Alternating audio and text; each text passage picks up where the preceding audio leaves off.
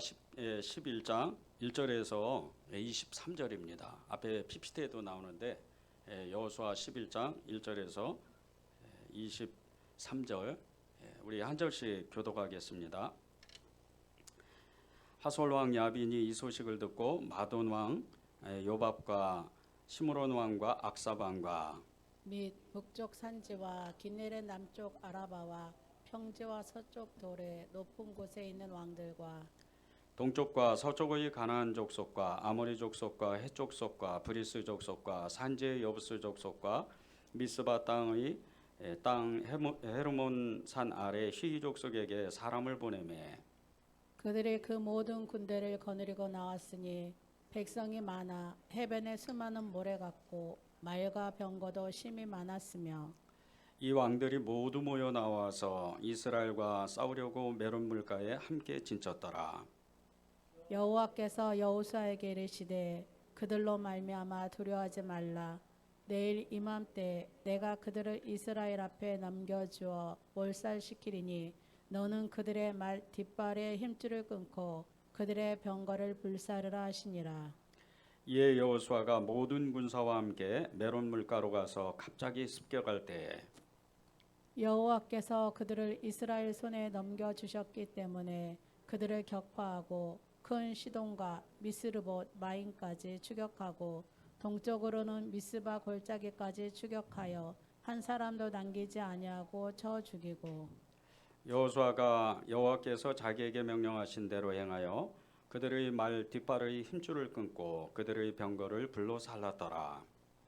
하솔은 본래 그 모든 나라의 머리였더니 그때 여호수아가 돌아와서 하솔을 취하고 그 왕을 칼날로 쳐 죽이고 그 가운데 모든 사람을 칼날로 쳐서 진멸하며 호흡이 있는 자는 하나도 남기지 아니하였고 또 하솔을 불로 살랐고 여호수아가 그 왕들의 모든 성읍과 그 모든 왕을 붙잡아 칼날로 쳐서 진멸하여 바쳤으니 여호와의 종 모세가 명령한 것과 같이 하였으되 여호수아가 하솔만 불살랐고 산 위에 세운 성읍들은 이스라엘이 불사르지 아니하였으며 이 성읍들의 모든 재물과 가축은 이스라엘 자손들이 탈취하고 모든 사람은 칼날로 쳐서 멸하여 호흡이 있는 자는 하나도 남기지 아니하였으니 여호와께서 그의 종 모세에게 명령하신 것을 모세는 여호수아에게 명령하였고 여호수아는 그대로 행하여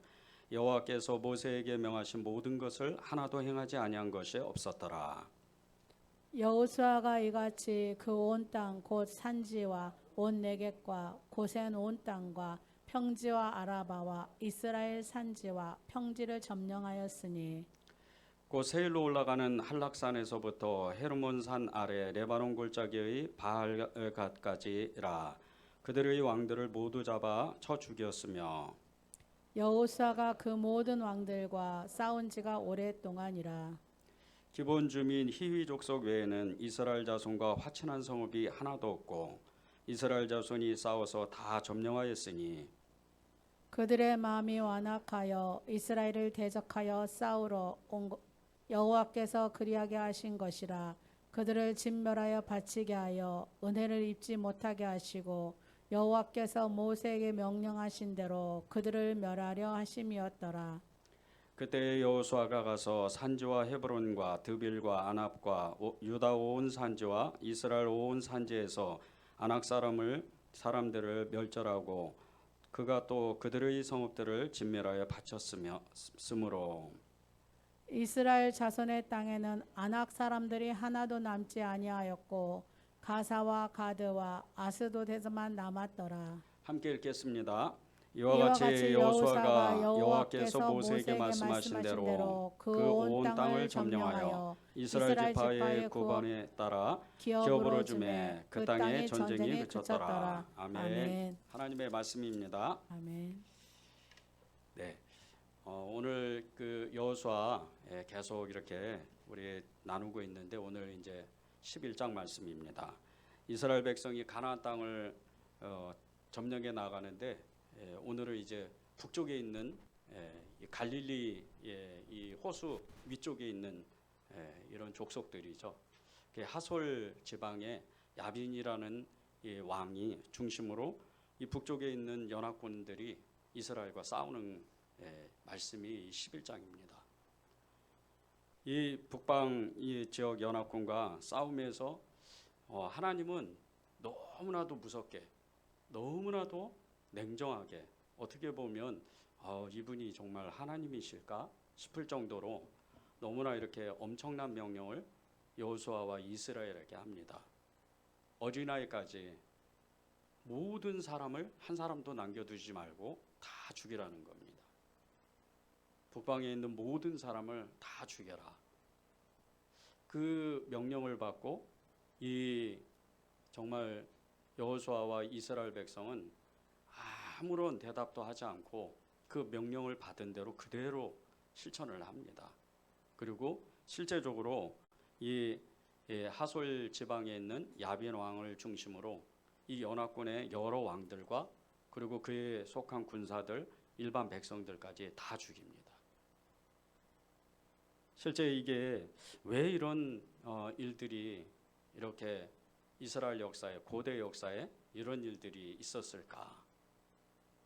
너무나도 무서운 명령인데 또 너무나도 하나님이 참 이렇게 있어야 되지 않은 일을 실제적으로 백성들한테 명령하고 그것을 또 명령을 받은 이 여호수아와 이스라엘 백성들은 그대로 실천을 하는 거예요. 그러니 이 전쟁에서 얼마나 많은 피비린내가 그 땅을 진동하고 그리고 얼마나 많은 그 죽음의 소리, 죽음의 공포 이것이 그 땅을 점령했을까. 말씀을 묵상하면서 그것을 상상해 보는데 너무나 이렇게 두려운 거예요. 마음에. 하나님이 이런 분이실까? 하나님이 과연 이렇게 이 가나안 사람들을 한 사람도 남기지 않고 다 죽이실까? 실제 이제 이 여호수아의 이 가나안 정복 전쟁은 계속 진행이 됩니다. 딱 살아남은 민족은 이 기브온이라는 이 작은 민족, 이 민족밖에 남지 않고 다 거의 다 진멸을 합니다. 그리고 실제적으로 이 땅이 이제 이스라엘의 땅, 하나님의 나라가 임하는 거죠. 그런데 하나님의 나라가 세워지는 그 조건 하나가 사람을 죽여야 된다는 겁니다. 그것도 어린아이까지 모든 사람을 죽이는 거죠. 6절을 보겠습니다. 여호와께서 여호수아에게 이르시되 그들로 말미암아 두려워하지 말라. 내일 이맘때에 내가 그들을 이스라엘 앞에 넘겨주어 몰살시키리니 너는 그들의 말 뒷발의 힘줄을 끊고 그들의 병거를 불사르라 하시니라. 주님이 이스라엘 백성들에게 명령을 하시는데 사람은 물론이거니와 말까지도 다 죽이라는 거예요. 말의 그 뒷발의 힘줄을 끊어서 말이 그 기능을 하지 못하도록 아예 그냥 모든 짐승까지도 다 멸하라는 거죠. 왜 하나님이 이렇게 무서운 명령을 하셨을까? 그렇게 생각해 볼 수도 있는데 여호수아는 그 명령을 그대로 실천을 해요. 그것이 10절에서 12절입니다. 하솔은 본래 그 모든 나라의 머리였더니 그때 여호수아가 돌아와서 하솔을 취하고 그 왕을 다 칼날로 쳐 죽이고 그 가운데 모든 사람을 칼날로 쳐서 진멸하여 호흡이 있는 자는 하나도 남기지 아니하였고 또 하솔을 불로 살랐고 여호수아가 그 왕들의 모든 성읍과 그 모든 왕을 붙잡아 칼날로 쳐서 진멸하여 바쳤으니 여호와의 종 모세가 명령한 것과 같이 하였다. 이렇게 하나님은 정말 우리 생각으로는 우리의 정말 생각할 수 없는 그런 일들을 이스라엘 백성들에게 명령을 하신 겁니다. 그럼 왜 이스라엘 백성들에게 하나님은 이렇게 잔인한 명령을 하셨을까요? 그 답이 20절에 있습니다. 그들의 마음이 완악하여 이스라엘을 대적하러 싸우러 온 것은 여호와께서 그리하게 하신 것이라. 그들을 진멸하여 바치게 하여 은혜를 입지 못하게 하시고 여호와께서 모세에게 명령하신 대로 그들을 멸하려 하심이었더라. 하나님이 이렇게 만드셨다는 거예요. 근데 그 이유가 이 가나안 백성이 악했다는 거예요. 너무나 악했다는 거예요. 하나님 앞에. 무엇 때문에 이렇게 하나님 앞에 악했다 이렇게 말씀하시고 표현을 하셨을까? 그것은 이 여호수아와 이스라엘 백성들이 가나안 정복 전쟁을 시작하면서 이 전쟁이 결코 만만치 않다는 것을 하나님이 이미 아셨습니다. 가나안 이 백성들은 엄청나게 강한 민족이었습니다. 실제적으로 이 민족을 정탐하러 갔던 12명의 사람들이 본 것은 이 갈렙과 여호수아 빼고는 너무나 두려운 나머지 그들은 엄청나게 장대한 안악 자손이었다. 그리고 우리는 메뚜기보다도 너무나 작은 민족이다. 그렇게 표현할 정도로 너무나 발달되고 너무나 정말 큰 나라였던 거죠. 그런데 이 가나안 민족들이 한 나라가 아닙니다. 이 가나안에는 30개가 넘는 도시국가를 이루었습니다.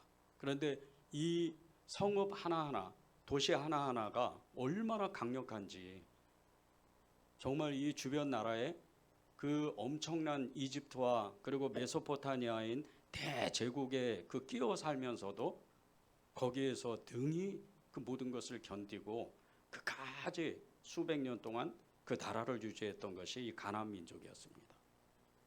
이 가나안 민족들은 정말 이 팔레스타인 지방의 근동 지방에서 가장 발달한 국가들이었고 그리고 그들이 가지고 있는 문명은 이스라엘 백성들이 따라올 수 없는 도저히 그들을 따라갈 수 없는 그런 문명이었습니다. 구리, 금, 은 이런 정말 고도로 발달된 이런 금속을 다루는 재련술이 엄청나게 뛰어났던 세계 역사 속에서도 이 팔레스타인 지방에 있던 이 가나안 민족이 가지고 있던 이 금속을 재련하는 기술들은 지금도 전 세계에서 정말 너무나도 희귀한 이 기술과 같은 엄청난 기술이었습니다. 도자기 같은 이 자기 만드는 것은 세계 최고였습니다. 그리고 그들은 통상무역에 워낙 뛰어났고 그들이 한번 목재를 이렇게 모아서 수출을 한번 하면 배들이 이 지중해 연안에 엄청나게 띄워질 정도로 그렇게 정말 국가와 국가를 움직일 정도로 뛰어난 이런 무역을 하는 민족이 가나안 민족이었습니다. 성읍을 건설하는데 그 성읍에 길을 사통팔달의 길을 낼 정도로 뛰어나고 산 깊은 곳에서부터 수로를 파서 전쟁을 대비해서 수킬로나 200m 이상 땅을 파가지고 그 수로를 만들어서 성읍으로 끌어당기는 민족이 이 가나안 민족이었던 겁니다. 이런 민족과 전쟁을 치러야 되는 이 이스라엘 민족들, 하나님이 아니고서는 도저히 이길 수 없는, 하나님이 도와주시지 않으면 이 전쟁은 이길 수 없는 전쟁이었던 겁니다. 그런데 이들이 가지고 있는 진짜 치명적인 이스라엘의 그 정말 암적인 이스라엘을 무너뜨릴 수 있는 그런 강력한 힘은 문명이 그 문명보다 문화였다는 거예요. 이 가나안 민족이 섬겼던 신이 바알입니다. 근데 이 바알이 농사를 주관하는 그런 신입니다. 근데 이 바알이 팔레스타인을 중심으로 이 이집트와 메소포타미아까지 영향을 끼칠 정도로 엄청나게 이 농사하는 기술이 뛰어났다는 거예요. 그래서 바알은 이 팔레스타인의 거의 정말 모든 사람의 삶에 영향을 미칠 정도로 그렇게 강력한 신입니다. 이 바알을 섬기지 않으면 풍요를 누릴 수 없고 바알을 섬기지 않으면 살아갈 수가 없는 땅이 이 팔레스타인 지방입니다. 그런데 이 문화를 가지고 있던 이 가나안 민족들이 이스라엘 백성들과 전쟁을 해서 이기든 지든 그들과 흡수가 되면 이스라엘 백성들은 그대로 하나님을 버리고 이 가나안 민족에 섬겼던 바알을 섬기면서 그 민족이 흡수가 되고 만다는 거예요. 역사적으로도 이 덜 발달된 그런 문화를 가진 민족이 고도로 발달된 이 문화를 가진 민족에 흡수되는 것이 이 세계 역사에도 많은 일들이 있었습니다. 로마가 그렇죠. 로마가 대제국을 이루었는데 너무나 그 로마 입장에서는 작은 나라였던 그리스를 침공함으로 그리스를 흡수하고 합병합니다. 그런데 이 그리스가 가지고 있던 이 문화는 헬라 문화입니다. 헬라 문명을 가지고 헬라 문화를 가지고 있던 이 그리스가 대제국이었던 이 로마를 오히려 오랜 시간이 지나면 점령을 해버립니다. 그럴 정도로 이 문화의 힘은 강력한 거죠. 그런 문화의 힘을 가지고 있었던 것이 이 가나안 민족이었습니다. 그것을 아신 하나님께서 이 가나안 민족을 살려두면, 한 사람이라도 살려두면 이스라엘 백성은 죄를 짓고 하나님을 떠나고 바알을 섬긴다는 것을 이미 아신 겁니다. 그래서 그들에게 한 사람도 남기지 아니하고 어린아이까지 모든 사람을 다 진멸하라, 다 죽여라, 그렇게 하나님이 명령을 하신 겁니다. 우리도 그렇죠. 예수님을 믿고 오랜 시간이 지나도 신앙에 아무런 변화가 없는 사람들이 꽤 많습니다. 예수님을 믿고 하나님을 믿으면 하나님의 말씀은 분명히 그 삶에 변화가 있다고 말씀에 분명히 기록되어 있습니다. 그런데 예수님을 오랫동안 믿고 10년, 20년, 30년을 믿었는데 그 삶 속에서는 아무런 변화가 없는 거예요.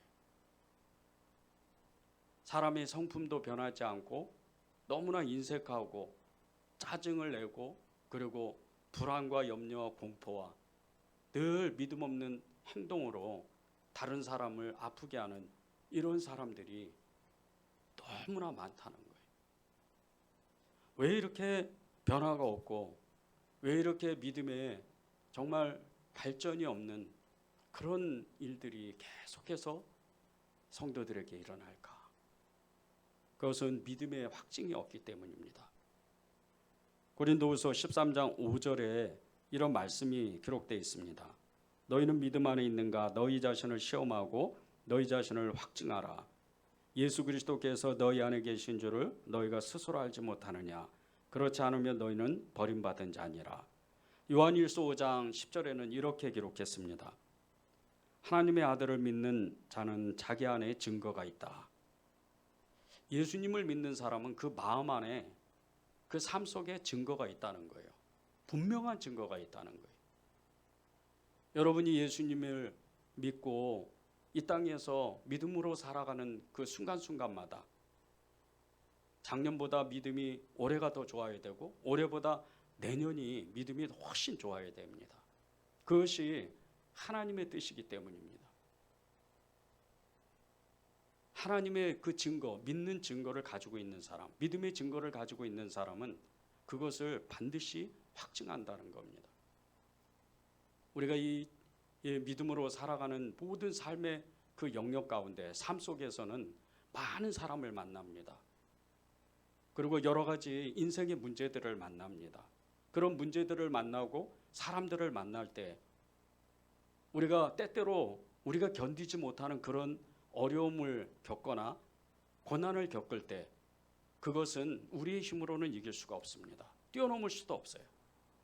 그런데 우리 안에 있는 그 믿음, 그분 예수 그리스도 그분으로 우리는 그 모든 것을 뛰어넘을 수가 있는 겁니다. 우리가 예수님을 믿었다면 그 문제들을 반드시 이겨나가야 되고 우리에게 찾아오는 그 여러 고난, 그 고통 가운데 있는 여러 풀지 못하는 문제들을 우리 안에 계신 예수님으로 그것을 반드시 이겨내야 되는 겁니다. 나는 믿음이 없어서 이 문제를 헤쳐나가지 못하고 나는 믿음이 없어서 이것은 내가 할 수 있는 일이 아니야 이러면서 너무나 힘들어하는 성도들도 꽤 많습니다. 그런데 우리 안에는 나보다 더 크신 그 문제보다 훨씬 크신 그 문제를 반드시 해결하실 그분이 계신다는 거예요. 그분이 우리에게 계속해서 믿음을 증거하시고 그 문제를 뛰어넘는 확증을 반드시 주신다는 거예요. 믿음의 증거, 믿음의 그 모습들은 다른 것이 아닙니다. 하나님이 우리에게 거저 믿음을 주시는 게 아닙니다. 우리가 무엇을 하나님 앞에 요구한다고 그것을 즉각적으로 바로 우리에게 그것을 주시는 하나님이 아닙니다. 반드시 우리가 그분 앞에 어떤 반응을 해야 되고 그 반응 속에서 하나님과 뜻이 맞으면 그것이 우리에게 큰 능력으로 나타나는 겁니다. 그것이 증거고 확증이고 또 하나님을 믿는 우리가 하나님을 고백하는 그 증거라는 겁니다. 우리로 할 수 없는 일들, 믿음 없는 거, 그리고 인내가 부족한 거, 좀 나태하고 게으른 거, 이런 것들을 이길 수 있는 거, 이것은 우리가 안에 계신 예수님 그분을 계속 붙잡고 그분께 도와달라고 우리가 애를 쓰면서 즉각적으로 우리가 행동을 취할 때 그때부터 믿음이 달라지기 시작을 하는 겁니다.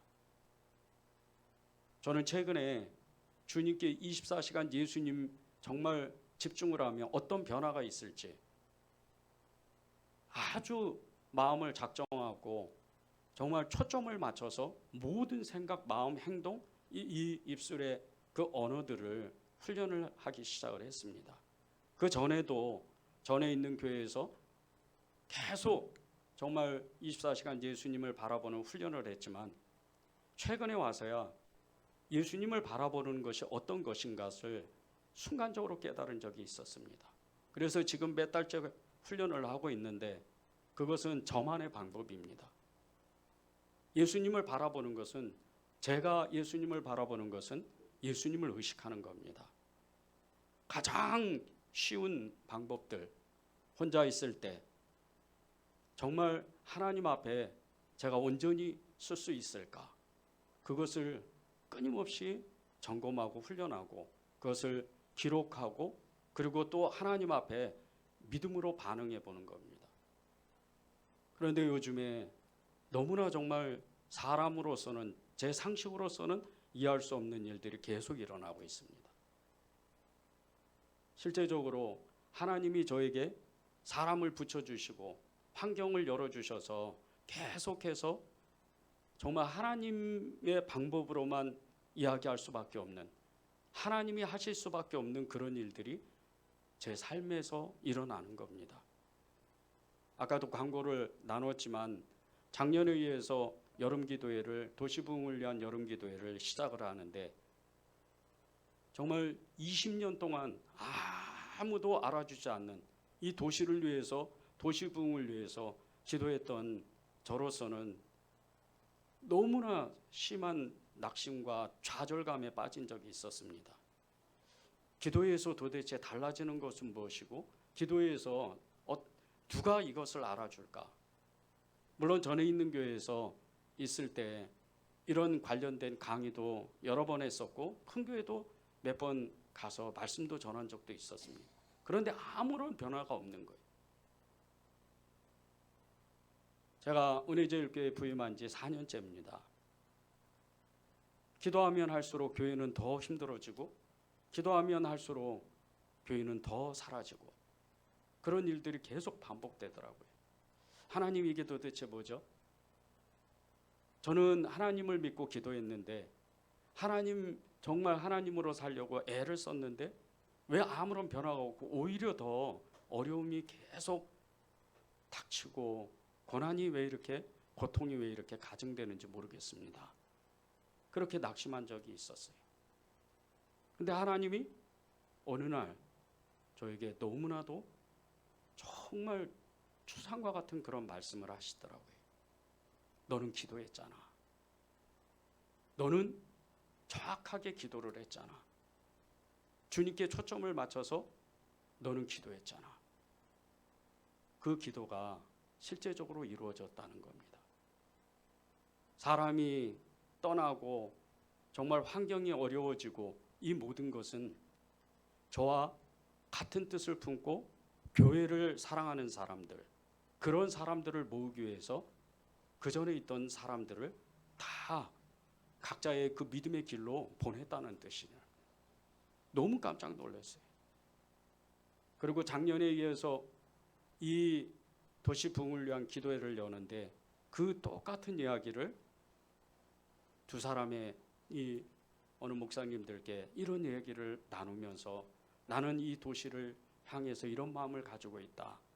그렇게 마음을 나누는데 이 두 분 목사님이 같이 기도하자는 거예요. 제가 제일 힘들어하는 게 찬양이었거든요. 한 번에 응답되는 거예요. 그것도 일반 찬양이 아니고 대한민국에서 한국교회에서 유명하다는 예수전도단입니다. 하나님이 그날 저에게 말씀하시더라고요. 정말 믿으니까 기도가 응답되는 거야. 하나님으로 초점을 맞추면, 하나님으로 정말 애를 쓰면 인생의 변화는 진짜로 일어난다는 거예요. 저는 여러분들이 정말 나로서는 할 수 없는 그런 일들을 내 안에 계신 예수님을 의지해서 내 믿음을 변화시키고, 그리고 내가 하나님께 정말 간절히 소원하는 그런 일들, 그것을 반드시 이루시길 바라는 그런 마음으로 저는 여러분들이 기도했으면 좋겠다고 생각합니다. 하나님은 여러분들의 기도를 그대로 받으십니다. 그리고 여러분들이 믿음이 지금보다도 훨씬 큰 믿음을 갖기를 원하세요.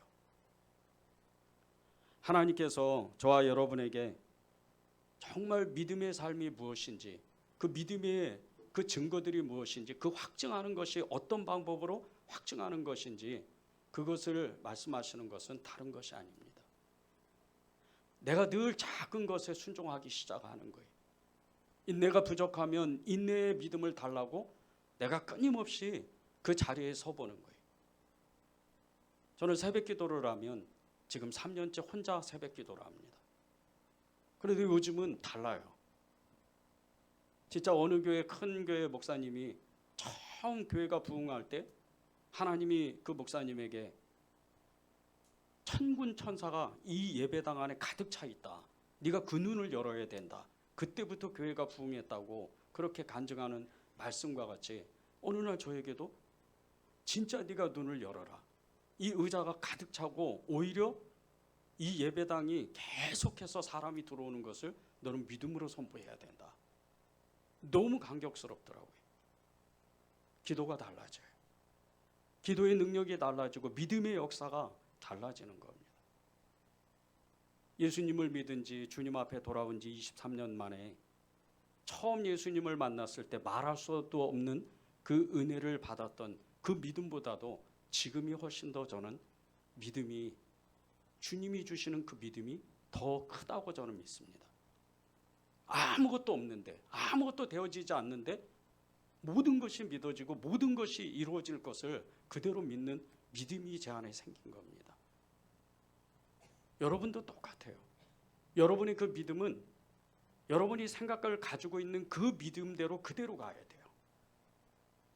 어떤 사람은 정말 선한 손을 펼치고 선한 일들을 하기를 원하는 그런 성도도 있고, 어떤 성도는 정말 엄청난 기도의 능력을 갖고 교회를 위해서, 나라를 위해서, 민족을 위해서, 하나님의 나라를 위해서, 하나님의 뜻을 위해서 기도하는 그런 능력을 받고 싶은 그런 성도도 있을 겁니다. 또 어떤 성도는 가정을 위해서, 자녀를 위해서, 이웃을 위해서, 형제를 위해서 기도하는 그런 성도들도 있을 겁니다. 어떤 성도는 정말 지금도 이 지구상 안에서 하루에도 수십만 명씩 예수님 때문에 죽어가는 그런 사람들을 위해서 나는 기도하겠다, 중보하겠다, 그런 마음을, 그런 꿈을 가지고 있는 성도들도 있을 겁니다. 그런데 그 생각들은 여러분의 생각이 아닙니다. 여러분의 믿음이 아니에요. 하나님이 여러분에게 주시려고 하는 믿음이에요. 기도의 능력이고, 그것은 하나님의 입장에서는 반드시 이루셔야 되는 겁니다. 그런데 여러분이 그 믿음을 가지려면, 그 기도의 역사를 만들려면 훈련해야 돼요. 내 안에 있는 너무나 연약한 그 기질들, 연약한 성품들을 하나님의 그 성품으로 닮아갈 수 있도록 애를 써야 돼요. 사랑이 부족하면 사랑을 달라고 훈련하는 겁니다. 제가 노숙인 사역을 시작하면서 가장 큰 은혜를 받는 것은 그 노숙인들이 위로를 받는 것보다 제 마음 안에 사랑이 계속 쌓여 정말 어찌할 바를 알지 못한다는 겁니다. 저는 노숙인들을 만나는 것이 너무나 편합니다. 그분들을 만나서 그분들과 함께 많은 세상 이야기를 하고 그분들의 애환을 듣고 그분들의 고통을 들을 때 저는 너무나 마음이 즐거운 마음이 듭니다. 아파하고 그들과 함께 공감하면서 그들을 어떻게 하면 도와줄까?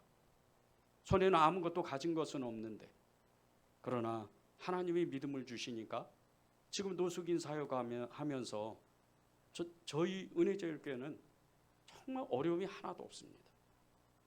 너무나 많은 곳, 너무나 많은 교회에서 너무나 많은 사람들이 이 은혜제일교회를 기도해주고 후원해주고 또 관심을 갖고 정말 늘 전화를 해주고 그런 힘으로 지금 노숙인 사역을 하는 겁니다. 그런데 이 노숙인 사역을 하면서 하나님이 제게 주신 그 믿음은 교회가 해야 되는, 마땅히 해야 되는 일들을 너는 아주 잘하고 있다는 겁니다. 이것이 특별한 일이 아닙니다. 믿음으로 조금만 믿음의 눈을 열면 누구나 그리스도를 믿는 성도들은 손을 펼쳐야 되고 선을 행하다 낙심하지 않고 하나님을 기대하는 그 마음으로 계속해서 반응하면 하나님이 일하신다는 겁니다. 믿음의 훈련도 여러 가지인데 정말 고통 가운데도 믿음의 훈련을 하는 사람들도 있어요. 우간다의 그 아이들 중에는 120만 명 중에 이 120만 명이 에이즈로 부모를 한 번에 잃는 그런 아이들이 너무나 많다는 거예요. 그것도 120만 명이나. 에이즈 때문에 부모를 잃고 좌절하고 정말 원망과 분노에 휩싸여서 그렇게 인생을 저주했던 한 자매가 하나님을 만나고 인생을 변화시킨 이야기가 너무나도 제 마음을 감동하더라고요. 그녀의 이름이 니디아라는 이름입니다. 이 니디아는 그 아버지가 너무나 신실한 그리스도인이었는데 어느 날 갑자기 너무나 중한 그 질병에 걸려서 1년도 안 돼서 그 아버지가 갑자기 돌아가셨어요. 그런데 1년 있다가 너무나 자신이 사랑하는 그 엄마도 똑같은 병으로 그 질병으로 갑자기 숨을 거둔 거예요. 그 원인을 나중에 알고 이 자매는 분노에 휩싸여서 그 아버지를 너무나 미워하고 하나님을 원망하는 사람이 됐어요. 그 아버지의 질병이 에이즈였습니다. 그 아버지가 걸렸던 그 에이즈의 질병이 자신이 너무나도 사랑했던 엄마에게도 전염이 된 거예요. 불륜으로 인해서 이 질병에 앓고 있던 아버지가 교회에서 집안에서 이중적인 생활을 하다가 그렇게 못쓸 병에 걸려서 어느 날 갑자기 숨을 거두는 이 사실을 알고 이 자매가 그토록 사랑했던 자신의 아버지를 그날부터 미워하기 시작해요. 그 미움이 쌓이고 쌓여서 극에 달하는 분노에 휩싸이게 됐어요. 하나님은 어디 계시냐고, 하나님은 모든 걸 아신다고 그렇게 말씀하셨는데 왜 우리 아버지 엄마가 저렇게 죽어야 되냐고 그렇게 원망에 휩싸인 거예요. 그러던 이 니디아가 어느 날 너무나 신실한 그리스도인을 만납니다.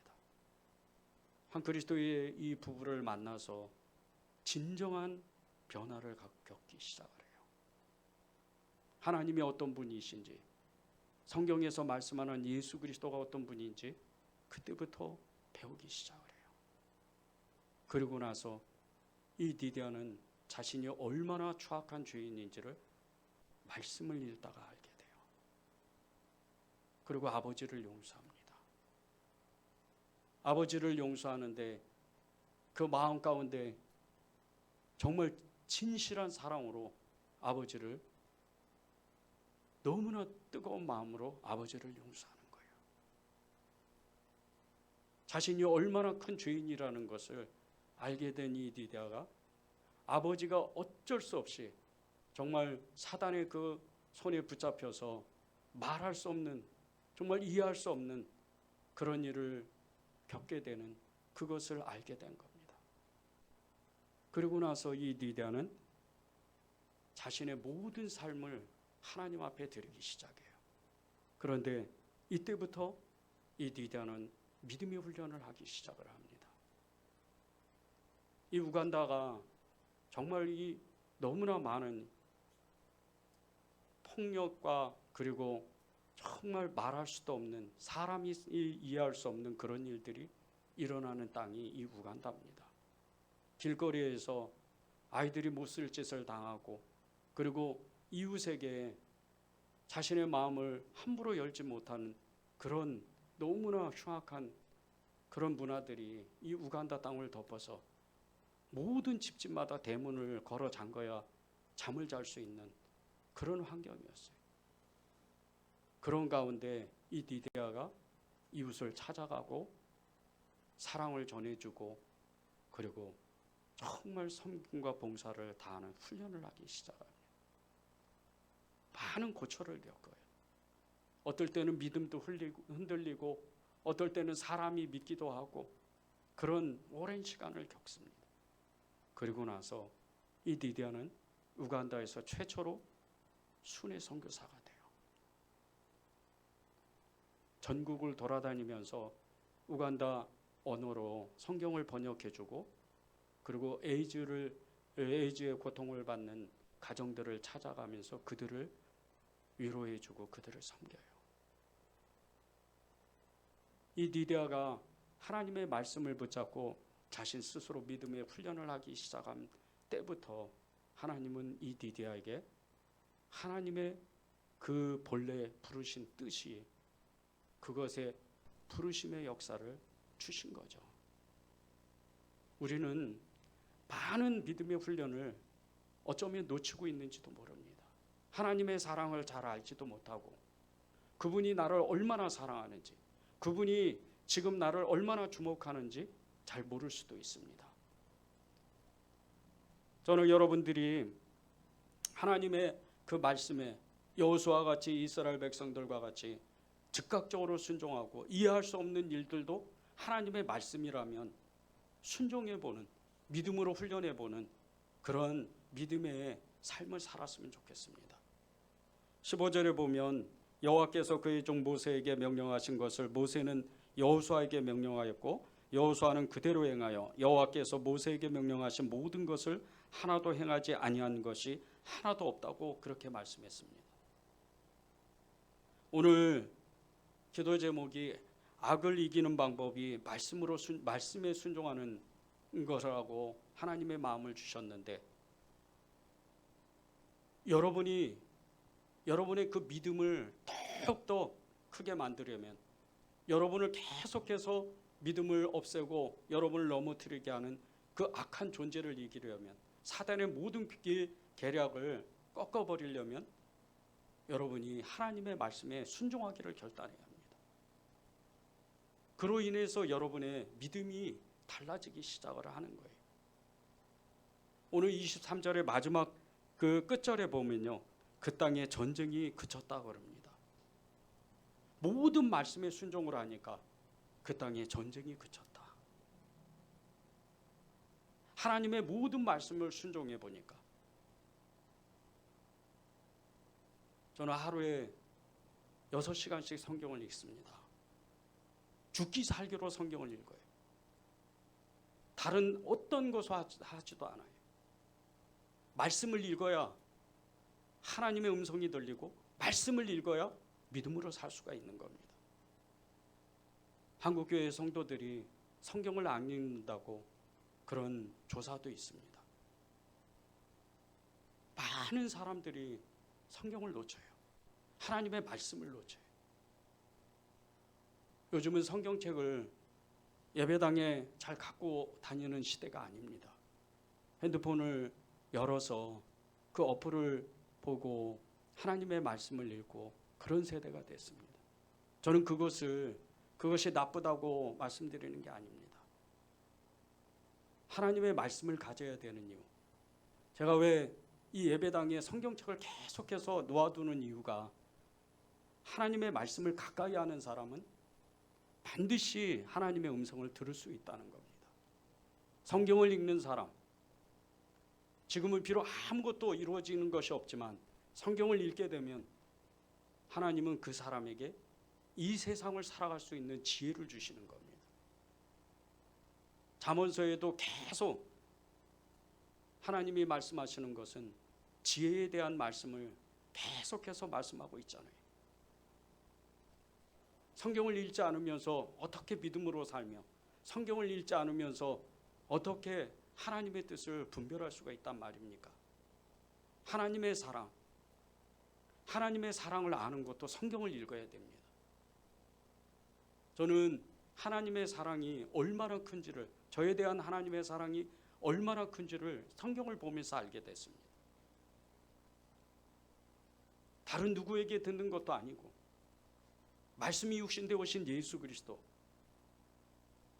영생을 얻으려면 하나님 아들, 하나님이 보내시는 자 예수 그리스도 그분을 아는 것이 영생을 얻는 것이라고 했는데 그 영생의 말씀이 저에게 없다면 저는 하나님을, 예수님을 알지 못하는 겁니다. 그래서 성경을 읽어야 돼요. 저는 여러분들이 정말 하나님의 말씀을 가지고 여러분을 계속해서 이 가나안 족속과 같이 바알의 문화를 만들고 죄의 문화를 만들고 여러분에게 계속해서 믿음으로 살지 못하게 만드는 이 세상의 악한 영을 이기기를 저는 원합니다. 그러려면 여러분이 말씀에 순종해야 돼요. 말씀을 읽어야 돼요. 은혜제일교회는 계속해서 성경 통독을 하고 있습니다. 다른 어떤 것을 하는 것이 아니고 말씀을 읽고 말씀대로 살아봅시다. 말씀을 읽고 주님의 그 뜻하신 대로 우리가 행동해 봅시다. 어떨 때 말씀을 읽을 때 하나님이 누구에게 용서를 구해라, 사과해라 그런 말씀을 들리면 저는 바로 저 문을 나가서 이 주변에 있는 사람들에게 제가 어떤 잘못을 했는지, 어떤 마음을 가지고 있는지를 그대로 이야기합니다. 그래서 이 은혜제일교회가 이 지역에 소문이 나는 겁니다. 아침에 나오면 늘 인사하고 그 사람이 받든지 안 받든지 늘 그 사람에게 친절하고 인사하면서 그 사람들을 섬겨주려고 애를 씁니다. 그런데 그것이 하루가 지나고 한 달이 지나고 1년이 지나고 3년이 지나고 4년째가 되니까 이 주변에 사는 상가의 많은 상가 주인들이 정말 이 은혜제일교회가 어딘지를 다 이야기하고 은혜제일교회에서 무엇을 하는지를 다 이야기합니다. 하다못해 저기 버스 정거장에 가서 큰 거리 네 거리에 가서 전도를 하다 보면 은혜제일교회 알아요. 이렇게 이야기하는 사람을 많이 만납니다. 심지어는 이단들 이 주변에 굉장히 많습니다. 대한민국 안에 있는 이단은 여기 다 있는 것 같아요. 얼마나 큰지 몰라요. 아주 천막을 지고 50명, 100명씩 나와요. 근데 저희도 조끼를 입고 2명, 3명이서 50명, 100명을 대접하는 거예요. 그런데 절대 안 싸웁니다. 사랑으로 대해요. 요즘은 저희 시간대에 피하더라고요. 하나님의 역사죠. 깜짝 놀랐어요. 이번 주에 전도 나갔는데 그 시간에 이분들이 없는 거예요. 아, 이거 진짜 주님이 하시는구나. 말씀대로다.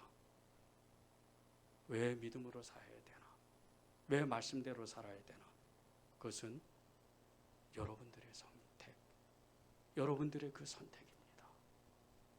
하나님의 말씀은 모든 것을 이기고 모든 것 가운데 우리에게 가장 좋은 것을, 그분의 완전한 사랑을 깨닫게 하시고 그분의 모든 힘을 주시는 것이 하나님의 말씀입니다. 이번 주에도 여러분이 악을 이기는 이 하나님의 말씀에 순종하는 그런 한 주가 되기를 정말 간절히 바랍니다. 우리 찬양하고 기도하는